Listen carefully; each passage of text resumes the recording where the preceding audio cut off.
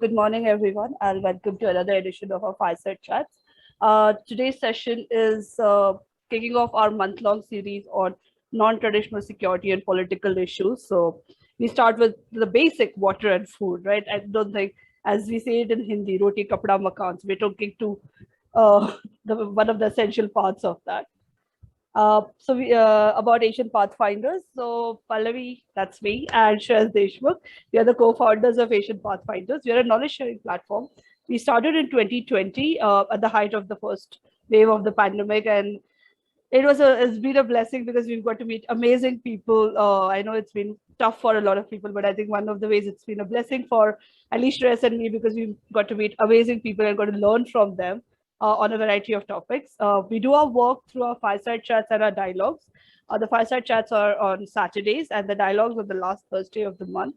We always say that we're an informal forum, so we always welcome inputs from the community on how we can improve, what kind of sessions they'd like to hear in the future. Or so you can always write to me and Shreyas, and we'll be really happy to take your feedback. And like I said, this month is focused on non-traditional security, political issues. And I think what's happened all over the world, from Germany to India to what's happening in Turkey. And that's also given us a wake-up call on how these things are a big part of how we make policies in the future. So this is just one of them. Our next session is on looking on how migrants and diaspora play a big part in politics, geopolitics of the world. That's something I think we always end up missing, but yeah, that's something which is always good to watch out for. And about our upcoming sessions, so obviously those are the ones. And our guidelines, the first and foremost, please stay on mute. We do record these sessions and put it on YouTube later for the wider community. So again, respect intellectual property. A lot of the researchers work really hard on their work. So if you're using anything that they've said here about their papers or something, always reach out to them and seek their permission. If you don't know how to connect, please just write to me or Shreyas. And again, just do not post any defamatory or abusive content. Our rule does say that we'll have to remove you from the forums and bar you from our future sessions. So this is just, you can look us up on LinkedIn, Facebook, YouTube, Twitter, Instagram. Asian Pathfinders is there to keep a track of our upcoming events and our sessions and any other work that we are involved in. So moving on to today's session, I know Maitreyi will introduce the speaker, so I have the pleasure to introduce her. Maitreyi Koduganti works as a researcher with the climate team at the Indian Institute for Human Settlements, Bangalore, India. She's an alumnus of UNESCO IHSC Institute for Water Education, and she's worked for the last 6 years, focusing on climate sciences, vulnerability studies, resource management, gender studies, sustainability, and research into use. Her current research is focused at work that aims at investigating the implications of urban and peri-urban agriculture on urban sustainability and personal well-being in cities. So, Maitreyi, very interesting research. I'll ask you about it later, but yeah, over to you now. You can hear me right now? Yes. Thank you so much. It's a very kind introduction. I'm very happy to be here and moderate this conversation. So before I introduce our speakers, I'd just like to take a couple of minutes to really set a tone for our conversation today. So just tracing back a little bit on the facts, is by 2050, it's predicted that India will be home to more than 1.7 billion people. More people literally translates to more food, more water, more energy. But it also means that a significant expansion of the current infrastructure and resource availability also has to take place. No, but all of that is not really very simple. Factors like climate variability, extreme events like the recent floods in Maharashtra or Madhya Pradesh, events like droughts, heat stress, all of these pose very serious threats. Now, apart from this, even inefficient use of resources, mismanagement, unequal governance structures also sort of limit the access of resources to people. Now, of the many resources and many things that we are talking about, access to safe food and water becomes very critical for human survival and development. Now, despite affirming that the right of food and right to water is given to us both nationally and internationally, But even now, millions of people in the nation suffer from malnutrition and lack of access to safe water. Now, while I say this, I think there is a critical distinction that we need to make between availability and accessibility. Now, the question of food and water security is often a matter of access more than availability. Now, in other words, I can say that food is available, like the global food systems are capable of assuring the kind of availability for populations. But whether that is accessible to everybody, now that is questionable. And there are several reasons why access is not guaranteed to everybody. Now, I'd just like to highlight a couple of reasons. The first is the disparities that exist between the urban and the rural population. Now, that increases vulnerability, rates of hunger and malnutrition, especially amidst the poor. The second are governance structures. Now, governance structures in agriculture and water are still not very transparent. And in many Indian states, the very governance structures are fragmented between different departments. And the third, and above all, is the differential treatment based on caste, class, gender.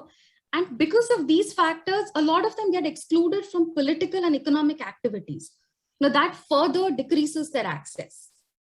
Now, also a little bit reflecting on the current times of the pandemic, all of us have been affected, some more and perhaps some less.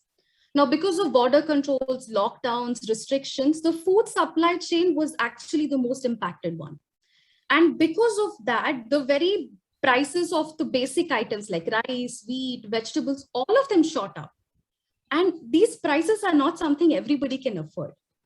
So given this background, today we really have two eminent speakers amidst us who will help us unpack these complexities. Now, they will focus on how we can sustain access to food and water in the wake of a changing climate. And they will also particularly talk about how leveraging agriculture is very critical when we talk about achieving the sustainable development goals like zero hunger and reduced poverty. So Dr. Anjal Prakash, Dr. Priya Rampal, we are very happy to have you here, and I'm so glad I'm here introducing both of you. So I take a couple of minutes to introduce both our speakers, and then the floor is open for them to give us their opening remarks. So I'd first introduce Dr. Anjal Prakash. Dr. Anjal Prakash is a research director and an adjunct associate professor at the Bharti Institute of Public Policy, Indian School of Business, Hyderabad. So before joining ISB, Dr. Prakash worked at TERI School of Advanced Studies, New Delhi, as an associate professor in the Department of Regional Water Studies. His earlier association was with International Center for Integrated Mountain Development, ICIMOD, in Kathmandu, Nepal, where he was the coordinator of the program on Himalayan Adaptation, Water and Resilience Research on Glacier and Snowpack dependent river basins. Now, Dr. Prakash is a coordinating lead author on the IPCC Special Report on Oceans and Cryosphere in a Changing Climate. He's also the lead author in the chapter on cities, settlements, and key infrastructure in Working Group 2 of the IPCC's 6th Assessment Report. He was also recently nominated as a member of the Gender Task Group of the IPCC to develop a framework of goals and actions to improve gender balance and address gender-related issues within the IPCC.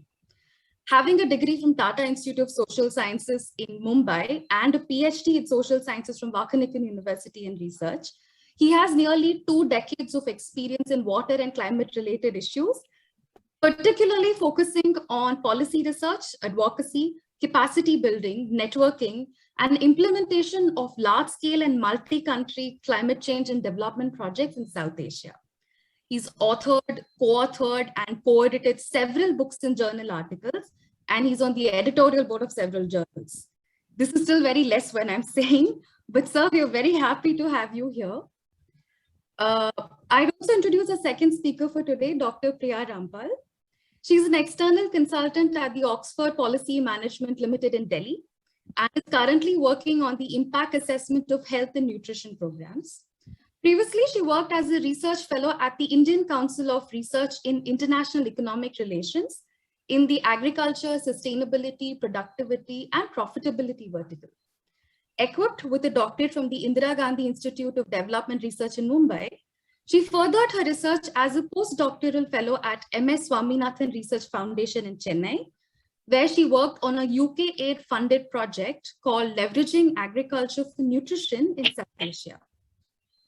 Dr. Priya has also taught at the School of Business Studies at Sharda University. Her research interests include agriculture, food security, nutrition, agriculture-nutrition linkages, microfinance, and education. Again, it's very less when I tell more about her, but it's an honor and pleasure to have both of you for the discussion today. So let's get started. I'd like to invite Dr. Prakash to give us a few opening remarks. Thanks, Maitreyi, for a very generous introduction. I'm sure I've worked much less than what you've actually introduced, but thank you so much. And so wonderful to be in conversation with you. And I know I remember you as a young scholar in the highway program, the career program that we worked together, and also with the other colleagues here, Pallavi, Shreyas, and other people. Thank you so much for being, listening to us. Let me just start with a couple of points, especially on the water security front, because I think India is poised at the time when we are facing severe climate challenges. You see, in 2021 itself, there has been number of events, and each of the events, be it Chamoli, be it the cyclones that we have been in, and the excessive rainfall, each of them actually has been contributing towards the water insecurity, I would say, because as you say, all these events, especially the climate events or climate-related events, are actually bringing in a lot of risk for water security. So one part is food production. The input that goes into the food production is definitely from water, and this is a severely constrained resource at this point. There are 2 points I would like to make up, and one is definitely there's a competing demands and dwindling supply. So there's a huge demand and supply gap, which has been experienced. At the same time, we also have what we call the climate-related risks, which I've outlined. So these risks are, earlier, in fact, just yesterday, the first of the 3-part reports of IPCC has been out, has been actually approved by the plenary, and then next two days we'll be hearing more about what is the report telling us. But what I have, because being in the IPCC group, what inside information and the earlier review that we have done, what it shows that climate change is out there. So there's no-brainer that these events, some of these extreme events, are actually impacted by the changing and rapidly changing climate process. And this has not happened. The global warming has not happened in the last 2,000 years of the history. And that is something that is problematic. Third part, I would like to focus on what we call the pollution of water bodies. So these are the major issues through which we are seeing that there's a water insecurity, and who is this being affected? I'm sure people in the middle class locality who can buy water, and especially in the conditions of South Asia and India, other countries similar like us, who can afford to buy water from the private sources, we have no problem. But imagine people who will be accessing water on a daily basis, and if the resources are scarce, what is going to happen? So again, I'd like to, as you pointed out also in your opening remark, there are 3 sets of issues which I'll put forward for discussion, and I'll close this opening remark with that. One is definitely there's agriculture versus other uses.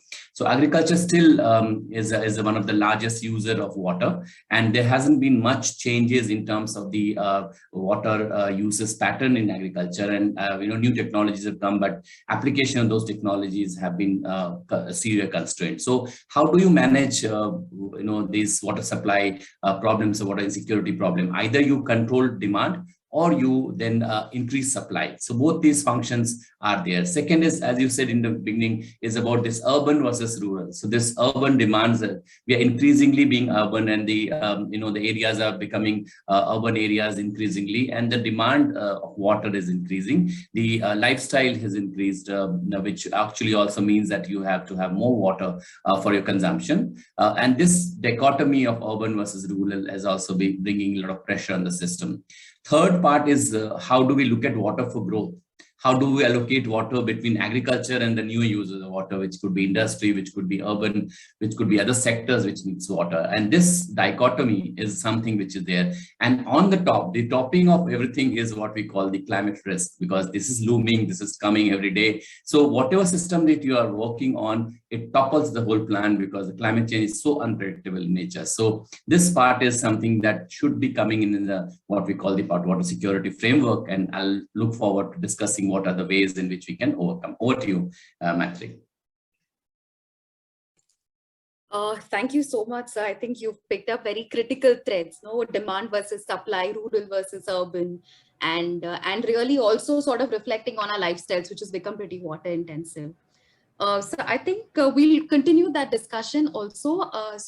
Dr. Priya, we'd like to invite you for having the opening remarks, and then we can go ahead. Thank you, Maitreyi. Thank you, Dr. Prakash, for your comments. I will focus more on food security part of it, because that's what I work on. So starting with the link of agriculture with food security, it is fairly obvious, because agriculture is not just the source of food directly, but even indirectly. When it provides livelihood, a large part of the income that people make they also want to spend it on food. So now coming to the other part, where how do we leverage agriculture for nutrition? So what are the ways in which we can go to the community and tell them that, okay, agriculture is your primary occupation, so why don't you also grow nutritious crops and then consume them, not just sell them for more income, but also consume them for yourself to better your nutrition. Now, food security, as Maitreyi rightly pointed out, it is accessibility and availability.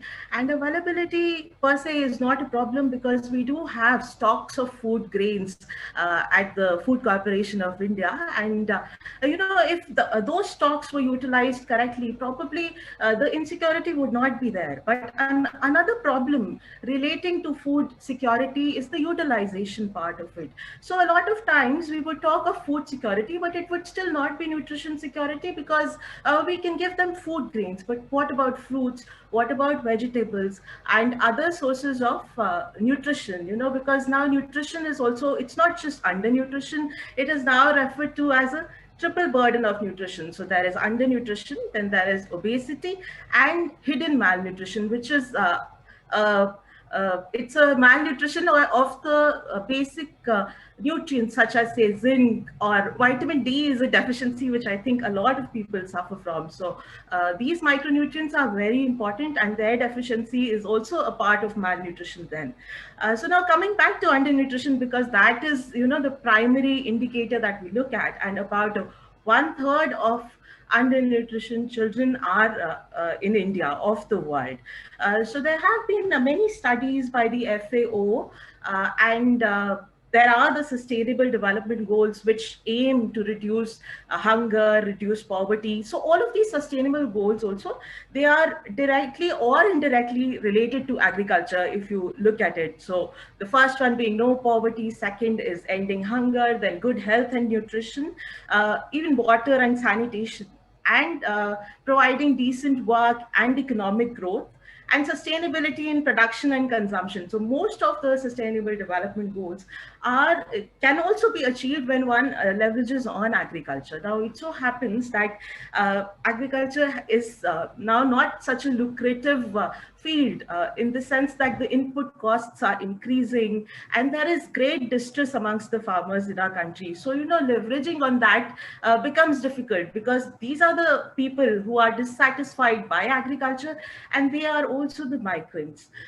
who come to the urban areas to make more money. Now, when I talk about migrants, immediately we think of the pandemic and the whole situation that occurred with the migrants, because they lost their jobs. It's the informal sector. There is no job security, so no social security. There were layoffs.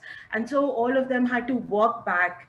And while they were going back, there were also insecurity in their food. So all of this will reflect in the indicators, So by 2030, we were supposed to achieve zero hunger. But with the pandemic, it is now really hard to achieve that Sustainable Development Goal.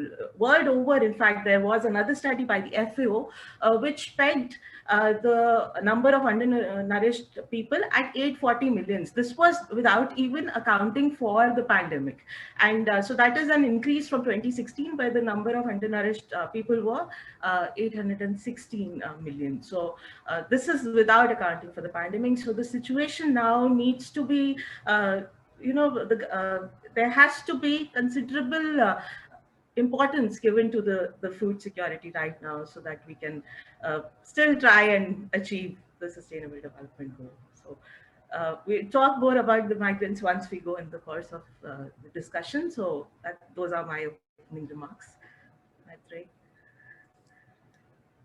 Thank you, ma'am. I think very complimentary to what Dr. Prakash had said. You picked up on agriculture as a livelihood, but not just as livelihood, but it's also about this whole debate between accessibility versus availability. And even if it's available, how it's utilized and by whom is it really utilized?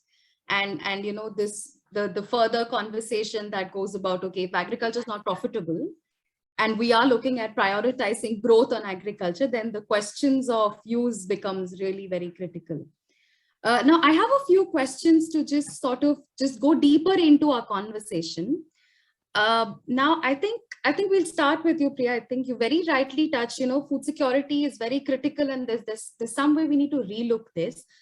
Now, also reflecting on these exacerbated vulnerabilities that the migrants had, especially during the pandemic.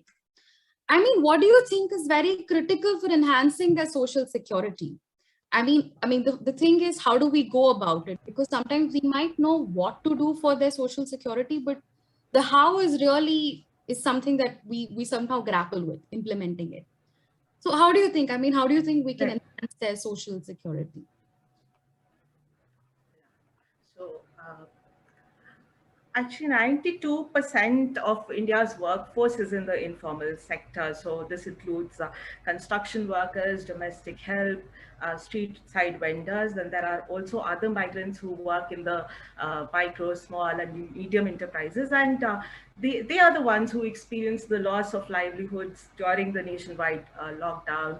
And there was uncertainty and disrupted income flow, which is actually true at any point. So they can be laid off and there is no social security. The reason that this became so it was world over, it was in the news that so many migrants were walking back, they were cycling back, because there was this lack of social security for them per se. So the government at that point in time also tried to give additional food grains and additional monetary help. So 6,000 rupees were promised for a few months. Even now, there is some additional food grains, I think 2 kilograms for May to November 2021. But the loss in income that happened at that time during the first lockdown, it was roughly 2% of the country's GDP. In fact, there is a micro study by Dr. Gulati and Sharma Jose in ICRIA who said that the loss in income was as high as 85%. And they also depend on government programs, at least the children of these people. So they would go to schools where there would be midday meals, or there would be integrated child development services. But most of these programs were also not happening at that time. So these food and nutrition needs at that time were unmet. So later there was the provision of take-home rations, but given the whole situation and the transportation was not happening, we are not exactly sure whether the food reached them. Even while they were walking back, what if they had an injury or if they were ill, there was no some health program to help them. So now what can be done is the question, and coming to that. So I would say a program like the Mahatma Gandhi National Rural Employment Guarantee Act, it's very vital to help prevent the need to migrate. In case they are able to make up by those number of days that they can find in the village, then they will not have to migrate. So that is one. So other social security programs would also help. And because you see these programs like providing midday meals or ICDS, or say even the PDS, where they are given additional food grains, they are helping them in a way of food, but the bigger issue then is to provide them employment so that they can take care of these needs. And the need to migrate is probably reduced, because it will never not be there, but if it can reduce even a little bit.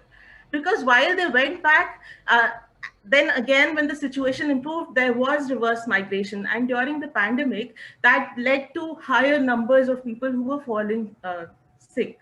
So apart from the food security, the social security, more importance to employment there. So that would possibly help. Right. I think, yeah, that looking at employment, looking at schemes to really extend not from mere employment, but also to enhance their security is a useful way to do that. And one more point, sorry. So even the public distribution system, if there's one nation, one ration card, so that while they are going and going through different states, then at least that problem of it's just one ration card, so you can just access or avail the food grains from any state that you are in. So I think that, and the government is working towards that as well. So this, and then health insurance is another thing which I think should be there for all, because there were incidents in the news that there were pregnant women and it was difficult for them while they were traveling back. Yeah, I think very rightly said. I think the problem with ration card is every state has a different rule and it's a very time-consuming process. And also the matter of health came, it was like a wake-up call for us that, health is equally important during the pandemic. So I'll just make a slight shift here. We're talking about, we had outlaid how accessibility and availability matters and how there are different reasons. So Dr. Anjal, I think this is a question for you. I think with your work on gender and gender-related issues. Now, we've had a long history of fighting against caste, class, and especially gender. But however, in many cases that we've documented and we've researched, access to food and water is still differentiated and based on caste and based on norms and gender-related norms especially. Now, reflecting on your experiences, why do you think this still happens? Though we thank you. Maitreyi, just feel free to call me Anjal without any prefix or suffix. Okay. So, that's very pertinent question and a very important question, especially to raise at this point of time where we are actually at the moment of history where we have a huge climate risk, food security, water security has been very skewed for certain people. And so we need to revisit some of the conceptualization, especially in terms of gender issues that we are looking at. So first point that I'd like to frame here is that the introduction of what we call the gender justice principles. So looking at gender justice principles as part of the food security and the water security framework that we're looking at. And here we also have to reconceptualize these understanding, because the times have changed, the newer issues have come in. So how do we reconceptualize? So I like to focus on three aspects. First is when we're talking about gender-based violence, we're looking at it from the structural sense in terms of the tool of control within the patriarchy, and also the mechanism for wider social control of the poor, lower caste, or the tribes in India. But, looking at the food deprivation itself, that can be considered in the form of violence. And that is one point that I would like to put forward. So just expanding the understanding of gender-based violence or the caste-based violence, also looking at how insecure you are in terms of your food supply, in terms of your hunger, food insecurity that you have, this has to be included. And that's where one first point is in terms of the violence part. If you are food secure, it's also amount to leads to a violent, being a violent space that you're living in. That's one. Second is in terms of the concept of justice. This, in the general term, implies that the entitlement which is backed by law or right, rather than a social welfare measure provided by to the beneficiaries at the times of the whims of the state government. Right? These whims are also based on the alternate ideologies and justification of what is fair in the terms of resource allocations. And you've seen during the times of COVID that there has some redistribution has happened, or at least some part of it. But in particularly in relation to food security, I would like to say that the idea of gender justice or social justice, we'd have to look at it in a broader sense. And that would include the right of all human beings, be it men, women, or people from marginalized communities, to live healthy and fulfilling life, and that too with dignity. So if we expand the ideas of food security and in consonance with the gender justice and the justice framework, then we look at this point, the second point, which is the third point, which is also there, which is becomes very clear from this alternate conceptualization, is that the problem of food security is multidimensional. And it is also interconnected. So you can't look at one sector, differential, like, for example, Priya is talking about migration, and look at migration and food security. You're looking at different phenomena which are actually interconnected phenomena. And there is a persistent, what we call discrimination of poor, low caste in the tribes in India. And this is still continuing. And then if you look at this conceptualization or alternate conceptualization, you'll find that it often leads to engagement with particular activities in the form of work, for the sake of survival, rather than enhancing the sense of well-being. So that conceptualization, if you look at it, probably we are able to understand these issues much more in a greater length, and probably work forward to help the people who are especially on the marginalized sections. Gender, caste, class, all these people, all these sections are included in this. Yeah, over to you, Bharti. I think you very rightly put out, violence is not just because of gender, but it also extends to food and access to water, and how there's a real need to reconceptualize. I think that's very nicely put in. I think I'm just extending that conversation. We know that because of these differences, inequalities exist, both within and between households. And now just focusing on women, because a large portion of girls and women are more vulnerable to food security. And one of the reasons is just the very biology of women, and also because they're childbearing. The question of food security becomes very critical. So if I may ask, what would your policy recommendations be if we have to help secure women and children food entitlements? Yeah, there are a couple of points I would like to put forward, and I'm sure when we discuss also, and then we have questions and answer, we can see how are these faring on other people. But let me just put up a couple of points here.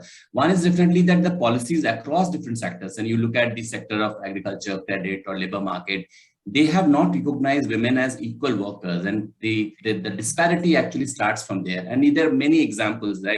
Time is short, so I would not like to dwell into that, but many examples, documented examples, where they have actually been treated differently than the men worker. And their contribution to household food security and overall household economy has also been grossly undervalued. Right. So by ensuring that the equal entitlement of the resources, the services, and the return of the labor, the wages that they put it, that is something that the policy has to recognize. That's number one. Second is women's right to good quality of land, and albeit the use right, which is still very skewed.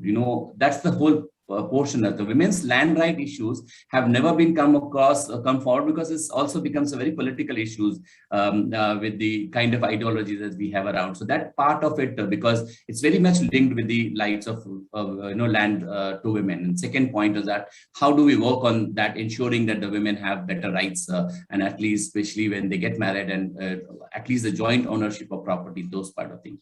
Third is what we call the agriculture information and technology. That's also again very skewed. Look at the mobile phone uses, men versus women, or other things that is going in SMS or app-based solutions and all that. That has not considered some of these information that is flowing actually towards men more than women. And then second part is that also that women are constrained to use certain technologies because their time shortage is there. They provide support to particular crop cultivation by women, for example, millets and vegetables. These support has less value than rice and wheat cultivation, which is supposed to be more masculine in nature. And the last point I would like to also talk on the access to market. So this whole improved access to market information and the access to transformation, that is also quite skewed. So these are points which actually constrains women's participation. Not that women are out, not there in the things. If you look at, I was actually looking in a couple of years data, 2 decades data, the women's participation in agriculture workforce is actually increased in the wake of the migration that Rampal, Priya is talking about. The women's participation has been immense and huge, but have never been recognized in the policy. If you say farmers, the conceptualization of farmer itself is supposed to be a man, and women farmers have never not been recognized. So these are the points. If we take this forward in the policy format, I think that will be very happy for us to take this forward. Thank you. Over to you. You've covered so many things, the fact that you said it's multidimensional, interconnected, it covers all, and how our policies are also very patriarchal. I hate to say that the government policies seem to be very patriarchal in the way they are framed, but that is very true. And because of that, access is not given. Inheritance laws are very different. And sometimes women have to really fight for their laws. Inheritance is always seen for the men. I mean, the son, not perhaps the daughter. But yeah, you're right. I think including these and also looking at information and technology is very, very critical. So having said that, I have a couple of questions in the chat that I'd like to visit, and then we again continue the discussion. The first one is from Gayatri. So she says, accessibility to food and water is linked to policymakers and bureaucrats. Now, how can they be made to understand the links between climate, water, and food security? That's her first question. Reflections? Okay, so there's this 2 concept that I would like to put forward. There's this concept of food security or insecurity, and there's a concept of or water insecurity and insecurity, and there's another concept of what we call the water stress, right? So you can be water stressed in a very highly water accessible area. For example, if you're living in an area which has high water availability, you can still be stressed because your access to water may be denied because of caste affiliations, because of technology, because of your income things. So this differentiation has to come forward in this understanding, and then policies have to be tuned towards protecting the rights of those people who do not have access, definitely, because that leads to stress. That's one point. Second is in the terms of what we call the water security framework, we look at the volumetric abundance of the freshwater resources, right? And then in the water stress framework, we are looking at the ability of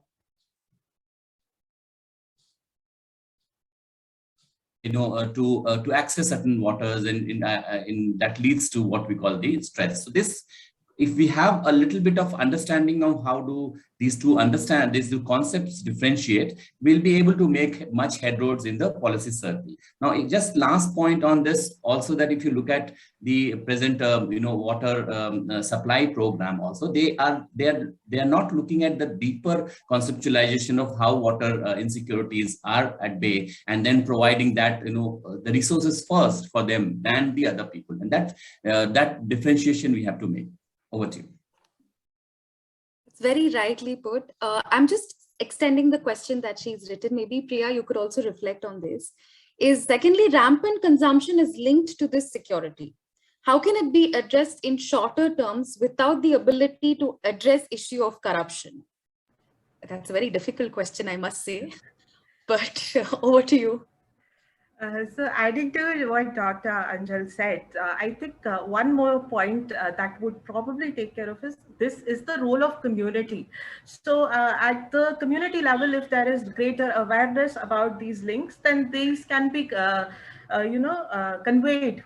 So more like a bottoms up, but the problems that are there, and then getting them to bring solutions on the table. So I'll just give an example. So there is a problem of salinity, soil salinity in pockets of Tamil Nadu. So these are just small pockets, but those people are aware of this, and therefore then they take it further along to the politicians. So that awareness is there. Now, the problem of corruption, coming to that is a big issue, and it is not just, say, in this sector, it is everywhere.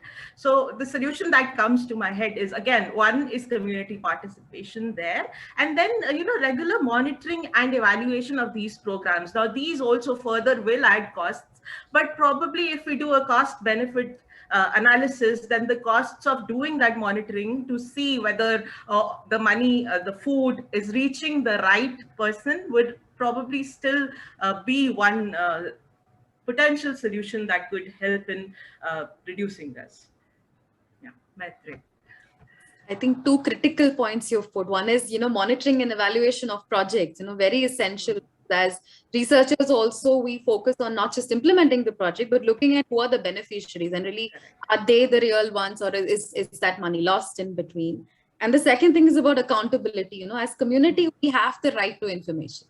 So we might as well use that right and say, okay, hold the government accountable to it and ask questions. So that's very, very nicely put. The second question I have here is, so as opening remarks mentioned, there is a severe threat to food security. Should a country under such a threat look forward to boost agricultural exports? Will it not impact accessibility? So this question is actually, so it will have a very complicated answer in a few ways, because you see, there's the World Trade Organization. So there are limits to how much you can export. For a country which provides food subsidies, there are certain products that you cannot export. So now another example I want to give is from the sugar industry. Now the sugar industry is heavily subsidized in our country, while we can actually benefit if we import sugar. As consumers, we will probably get it at a lower price. So the subsidy that is given to the sugar industry can probably shift it to, say, other nutritious crops, I would say. So millets, for instance, or pulses, rather than, subsidizing an industry where we would benefit if we could import it. So that is one part of the answer. The other is, you see, there are stocks that we have of food grains, and these are huge stocks. So if we can, so there are, again, the WTO puts limits to how much a country that subsidizes food can export it. So there are a whole lot of constraints that are happening here. So, the problem that you would see would be of availability rather than accessibility, because accessibility is a problem even when food grains are available. So I think this question, the discussion in itself could be a separate session for this particular question. So I hope I've been able to give you a little bit.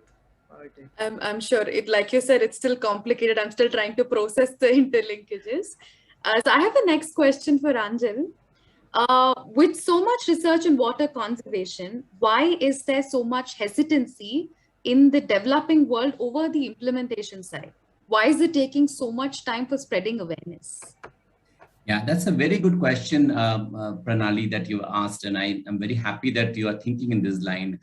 This has been, the challenge definitely has been that there's definitely a lack of vision in terms of water for all. And I'm, at least with all my critique to the present dispensation, I definitely want to applaud the fact that there has been an initiative from the government to have Har Ghar Jal program, where actually that at least there's a vision that every household needs to have access to water, and that part of it is very important. So this vision probably was missing, or the rural households, and that also because of the lack of political voice that they had, or there has been the kind of a politics around which the electoral politics have actually worked. So these opinions have to come forward, and I always and very strongly feel that unless there's a political force behind a certain vision, it will not be achieved. So like this, what we are seeing now, I guess there is a lot of progress in last couple of years that we see in terms of the program and in terms of outreach of the programs. And I'm sure there's a much more to add to these things, but at least there's a start somewhere. And that's what I would say. Last part of this question is also about, why do we take as developing nations, that there's a history of development. There is a way in, and if you look at some of our neighboring countries, Sri Lanka has been a very small country of similar time that they have, but they had much more better access to water and sanitation than India. It could be a possibility that Indian, state has been a larger thing, but that is not a, probably a genuine way in which we look at it, because the larger the economy is, the larger you should have the infrastructure to take care of these things. So that's what I would put forward here. Over to you, Matt. Lack of political will. I think that's very key for us, politics, political vision, who's leading us, who's guiding us is so critical when we think of development. One more question to you, Dr. Prakash. I'm sorry, I'm just picking up select questions in the interest of time. This is by Tanya Lal. She says, one of the policy tools for women's empowerment touted by politicians is increasing women's participation in politics. Now, will women's involvement in politics help in insecurity of water and food? Well, I say no, because many Indian women politicians come from family of politicians and seen as just filling in for male members of the family. Very rightly put in. I'd like to know the answer for this. Yeah, so this is, we have to also, there are two concepts in gender theory which I would like to just put forward to Tanya. I'm sure she knows about it because the latter part of her answer also actually answered the question she has put forward. But just to put it in perspective, so there's this, what we call that we need to have certain numbers for certain sectors to be more, feminine in the sense. So there's a masculinity concept, there's a femininity concept, and we want certain numbers to break this glass ceiling. So 33% is what the number that we want. So for example, if there are 33% of people, women working in railways, for example, then the toilets for women in those organizations will be there, ensured that it's there. But that's only at the surface of it. What I feel that there is the masculinity of an organization that gets embodied in women's leadership as well. So don't expect the women leaders to be putting forward feminine principles versus in the masculine structure, which is very, which is forcing them to act in certain ways, which probably detrimental to other people who are looking forward to them being, so more, say, benign or more proactive towards rights of women or otherwise, right? So this part of what we call this, we have to focus on the understanding of masculinity, and that is, manifested in infrastructure. It is manifested in ideology. It is manifested in the artifact that you have, certain optics that you see, and that has to be countered at each level. Last point I would like to put forward to you, Tanya, is that there is a lack of also leadership, which comes in with compassion, which comes in with which brings in more feminine principles on board. And when I'm saying feminine and masculine, I'm not saying that you attach with sex, but you attach with the principle as such. So I can be more feminine than other female as well, in my own in my own ways in which I deal with situations, right? So that could be the differentiation I would bring in. I would put forward something which what we call the Ardhanarishwar concept, which is 50% of masculine and 50% of feminine, where you need to be firm, where you need to be emotional and respond to certain things, you need to be doing that. So that's in a very quick answer, but I'm sure, I think, Pallavi, we need to have more discussions on this later, maybe another fireside chat. Thank you. Over to you, Maitreyi. Very nicely said. I think learning right things from the mythology, half men, half men, and responsibility shared. I think just to add here, also this concept of masculinities and masculine and feminine have driven policies. I mean, not just government policies, but also as individuals, our responsibilities towards work and how we manage. So as he very rightly said, reconceptualizing is really important at this stage. I have a couple of more questions, and they're very much related to the questions that are put here.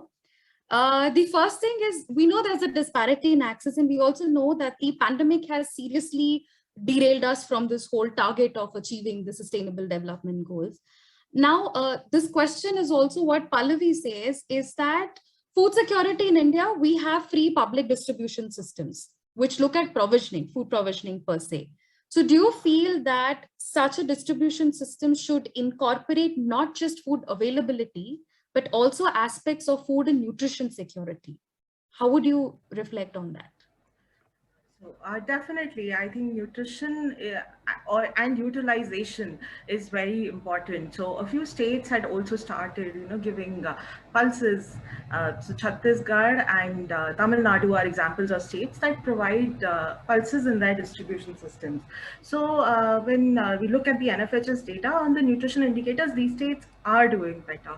Karnataka has also started providing millets. So instead of rice, there's a choice that's given to the consumer whether they want millets or rice. So in some ways, we are going back back to our old eating patterns, which were probably healthier.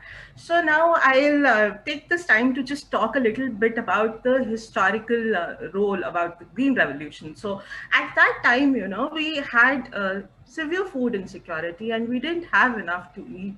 So the policy was designed in a way that in the northwestern part of the country, there were subsidies given. So there was subsidy for electricity so that water could be pumped in. And the more focus was on crops such as wheat and rice, they require more water than say millets or anything else which could be grown in that region. So at that time it was important, and that's how we became food secure by the mid 60s, where there were fertilizers, pesticides, high yield variety of seeds, and all these, the technology was there. And coincidentally, it is Dr. M.S. Swaminathan's birthday today, and the father of the Green Revolution. So he was responsible for this, and he got the country out of that food insecurity. We became food secure. But now those very policies, they needed to change, you know, with time. Because currently there is a deteriorating water table in Punjab for the very fact that these are the crops that are still cultivated there, because subsidies are given for electricity. So water pumps are used, and all of this is still happening. The other problem is the problem of parali burning. So we see smoke in the northwest part of the country at that time. So policy needs to change, you know, with time. Now, this was in the mid 60s and we are already at 2021. So that change had to happen gradually. Now, after 70 years, if you suddenly tell the farmer that we won't give you subsidies if you grow this, it's not possible. So it has to happen so at frequent intervals, not after 70 years, where now it will obviously be more difficult to end those subsidies. So the other question that I see was the sustainability for the public distribution system. So coming to that part, in 2013, when the National Food Security Act was passed, and so there was the targeted public distribution system, then the ICDS, Pradhan Mantri Vandana Yojana. So all of these have added costs to the government, and the FCI actually has a debt of, I think, I'm not sure of the number, but it's in lakh crores, like probably 3 lakh crores. So it is definitely time to look at how these changes can be made. Maybe do you want to give a cash transfer to the beneficiary? Because as we also discussed, that corruption is also happening. We don't know whether it is reaching the right person.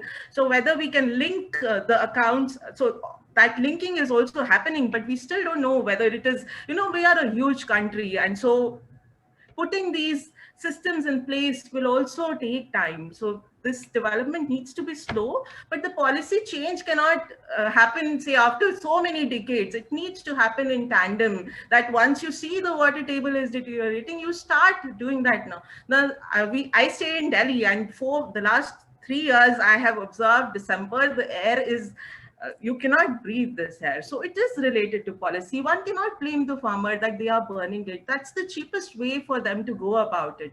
All the other methods of taking care of that stubble are very expensive. And this is a problem that also occurs because of mechanization of agriculture. So when all of this was done with the hand, you would go right to the root and cut it there. With the new machines, it leaves about 6 to 7 inches of stubble, which is burned by the farm. In any case, as I was saying, the agriculture, it's not as profitable for them. So why would they spend additionally to take care of something which can just be done with, you know, with one matchstick, and which is not expensive. So all of this has to be thought through.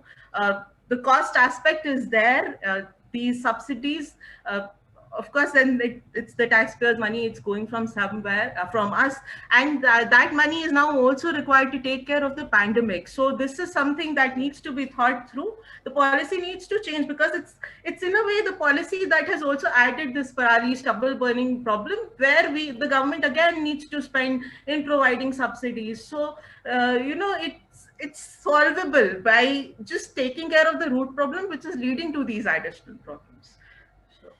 Yeah, Very over to rightly you, said. Matt. I think it's so complex. I mean, everything is pretty much related, and even if we want to implement something, cost implications. Right? Where do we get the money from? And even if we have it, how do we allocate it? So we get back to the question of prioritizing. Where do we prioritize? How do we prioritize?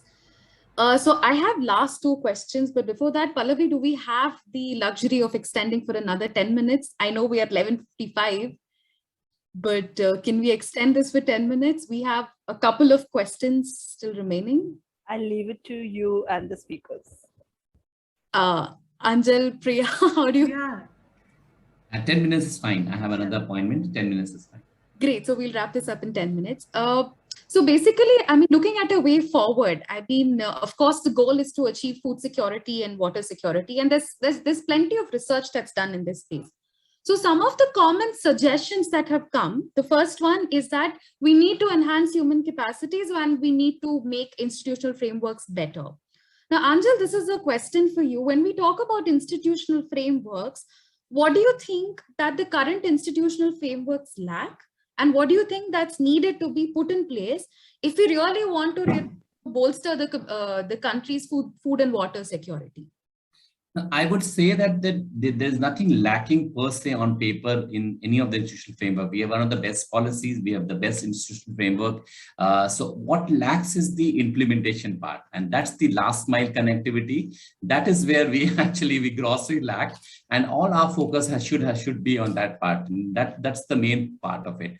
Let me just give you some examples so that, I substantiate things. For example, if you have, a panchayat which is taking care of the water resources and then water supply comes. Now, mostly what is happening is in some areas, and especially when you're talking about tribal areas or poorly accessed areas, it's either you have a well or you have access to water through hand pumps and all that. Now that Har Ghar Jal program is also accessing water through groundwater. But again, the groundwater is limited resource and, if in the lack of recharge structure that we have. So looking at the problem in the comprehensive manner in terms of recharge to groundwater going together with the supply is what I would say that replenish this resource and also bring its sustainabilities. And this is, I have seen it personally in many areas in Jharkhand, for example, Telangana, in Orissa, some of the drought stricken areas where we have. Second part is about, so differentiation based on agroecology. The problems of water supply is very different in Himalayan region or Himalayan states versus what it is in the semi-arid regions or what it is in the coastal regions. So that what I would say the program customization for specific agroecological regions has to be taken care. And I also would like to take this opportunity to just answer, I think, one of the questions that has come up by Apurva, and then Apurva is asking about the solar pumps, which has been, which is there, and adoption of solar pump as an affordable means for water access. Now that is, there has been a huge critique also, which I would probably Apurva, I'll forward it to you after the call. There's some work which has been done by Dinesh Kumar and his team looking at the examples of how solar pumps actually could be a problematic solution in that sense. Solar water supply contributing to as an adaptation benefit the farmers is fine. So farmers adapting to solar farms and all is fine, but linking it with water supply may have some disadvantage, especially in say areas which is high in arsenic, where you accessing water, and then the more you access water, you more deeper you go, because solar then give you, it's almost like free electricity, right? So that some catches are there which also needs to be done. So putting this together, Maitreyi, I think looks that this is a way forward in terms of institutional arrangement, in terms of looking at the climatic conditions and working around that in terms of water delivery. So solar water pumps, for example, as an option can work very well in some of the areas where groundwater is not, it doesn't have arsenic in that sense, right? And then if you build it up, then so we need to have that customized understanding of that, not one size fit all situation. Absolutely, rightly said. I was just about to say one size will never fit all, and it's very important. Like you said, we have different ecologies in the country. I think it's we're very rich and we're very biodiverse, and that's very good, but that's equally problematic for policies. So just another point, I mean, in one of the way forwards that suggests for food and water security, this is a question to you, Priya, is that one of the suggestions that has also come is to produce more nutritious food with less water, which also involves the role of different technologies, private sectors to really come into play. Now, that's also one of the questions that's come in the chat, is that if we have private sector involvement, and if you're looking at producing more food with less water, I mean, how do you feel technologies and investments can actually play a role there? And are there any challenges? Because here it says that would privatization and corporates entering the agricultural sector lead to more insecurity by increasing our ecological footprint? How would you respond to that?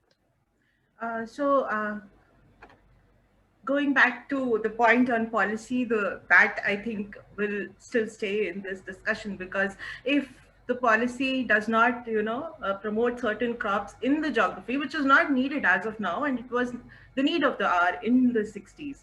And if the subsidies are directed towards, say, other crops which are not as water intensive, and examples are millets and pulses. In fact, if you see, millets are now quite the in thing. A lot of the younger generation in the urban groups are going back to millets because they are a good source of a lot of micronutrients, so calcium, iron, and all of these are there, and naturally it is there. It's not that they are added, they are fortified. So if the cropping pattern, the policy can just encourage the farmers to have these crops, say even in the northwestern area where the subsidies are only encouraging the more water intensive crops, and that would solve some part of the problem. The other with technology, so now there are newer technologies that require less water, more water efficient technology, and I'm sure Dr. Prakash would be better at telling about these technologies, but there is hydroponics, if I'm not wrong.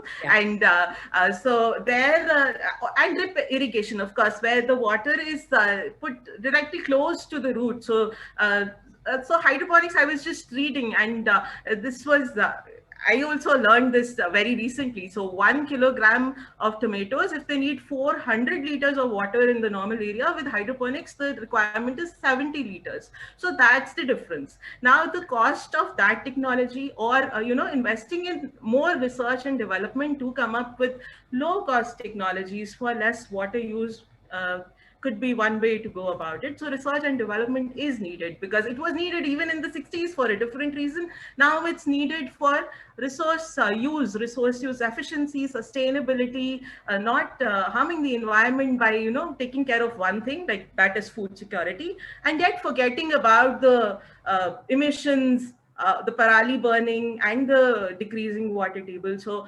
that R&D is needed for different things, but still very, very relevant, especially right now and in agriculture. So about the corporates, yes, the ecological footprint, yes. So that's what. So the technology should be such that it does not, it's more sustainable in nature. But sometimes the corporates also help. So it's really a very mixed view, so to say, because if you look at Lay's, so a lot of the potato farmers did benefit at that point. But there are always arguments, because ultimately the corporate just takes it over and the farmers do lose out. So and that's why the protests have also been happening in the farm sector. So these are actually sessions in themselves for another fireside chat. So Pallavi, more ideas to you. Yeah, definitely. Yeah, I think the fact of Lay's, Coca-Cola, and even the chocolate farmers from Africa, I think they're cases where private sector involvement has been beneficial, perhaps for the livelihoods of people, but of course they've been very detrimental towards the environment. I think that's exactly where community action comes into play. Yeah. The fact that you voice the opinion, you make sure that there is a right balance between what's extracted and what's given to you. So I think community action and leadership takes a very important role there. I think we are out of time, but I have very, very, very one last question to both of you. I think, so we know that 2030 is quite a milestone year for the SDGs, for the 1.5 emissions. And within this space, amidst all of the research and all of the work that's been done, young people have been playing a very critical role in the sense of awareness, in the sense of leadership. And I think even during the pandemic, there were so many young people, young organizations who came up voluntarily to help. Now, within this whole space of food and water security, what do you think is there for young people? Where do you think they will play a very important role? That's my last. I'm not going to ask more questions. Okay, so let me just attempt to this. Interesting question, indeed, Maitreyi. And I always say that as a generation, I think our generation failed to protect certain rights of the people, as well as providing accessibility to certain resources to especially people who are marginalized, in society, be it women or tribal, or people from certain lower caste communities. So our generation has not done that well. I would say the focus actually is on the younger generation, and I have a lot of hope because I am into teaching younger people, and I really enjoy the way these come up with solutions. And many students are very enthusiastic in their approach, and also to understand the problems from the larger perspective.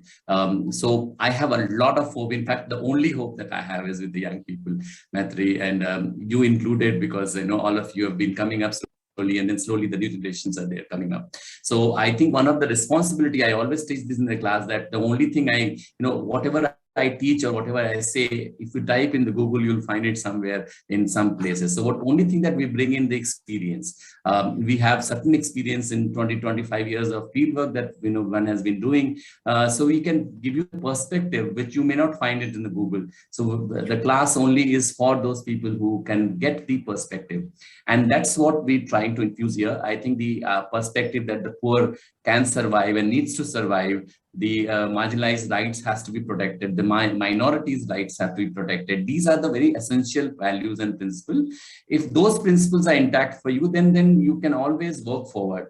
Last point is that on the innovation, I think the young people are much better in bringing new dimensions to the solving problems, right? And I guess that is the new apps that you see. There's a lot of innovations happening in the urban sectors, but there's not much innovations happen in the rural sectors, in sectors where women are largely employed. And that's what my direction to my students always is, that go and find something that you can help a large population of people who are toiling masses. That is where I would suggest the request that please do also think about how you can make lives easier for younger people, for other people, especially in the rural areas where you are, or the marginalized section of society, and that is where we can survive. Otherwise, it will be a very tough time for all of us together. Over to you.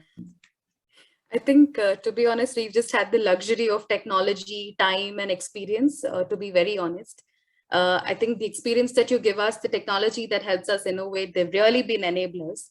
So certainly a way forward for us. Priya, do you have any closing remarks and that you'd like to share with young people in this space? So in a lot of my other answers that I gave to questions, I focused on the role of community. So there, I think the motivated youth would actually be the voice of and the need of the hour, for growth. And so going back, and as Professor Anjal rightly said, like going back and giving it back to where you come from is one way to go about it. Then there's a saying in Africa, so Ubuntu, that I am because we are. And I think that's very relevant, and we should all remember that and do in our as much as we can in our capacity to work towards these things. Over to you, Maitreyi. I think I'm definitely not out of questions, but I think we'll sort of stop here. And apologies for the questions we have not been able to take. You can always email, and we'll be very happy to reply. So I think just a few concluding remarks from the whole discussion. I think the problem is very complex. Of course, when we slowly unpack, it's like onions. There are layers of complexities that come in. So tackling one at a time and recognizing that it's not just a structural problem. There's also governance, there's power. So a lot of issues actually sort of, affect food and water security in the nation. So like Anjal and Priya said, perhaps young people, I would put myself there. is that I think we have the responsibility and also the time and energy to invest in really looking not just at solutions, but also a little bit looking at why certain things happen. So look at both the process of why it's happening so that we get to the root of it, and not really tackle superficial problems and not really getting to the root of it. So I would stop there. I would hand over to Pallavi and for just closing in the session for today. So Maitreyi, you've done the job for me. You made the closing remarks. So I'm just left with just saying thanks to you, Anjal and Priya, for an amazing session. And I agree with all three of you. We have enough material for a lot of future sessions. So I hope to have all three of you back soon. And thank you everyone who joined, and an amazing question. So we look forward to seeing you for our future sessions. Have a good weekend, everyone. Take care. Yeah, and thank you, Maitreyi, so much. It's very well coordinated session program. Thank you. Thank you so much. Thank you. Take care, everyone. Bye. All right. Thank you, Dr. Prakash. Maitreyi.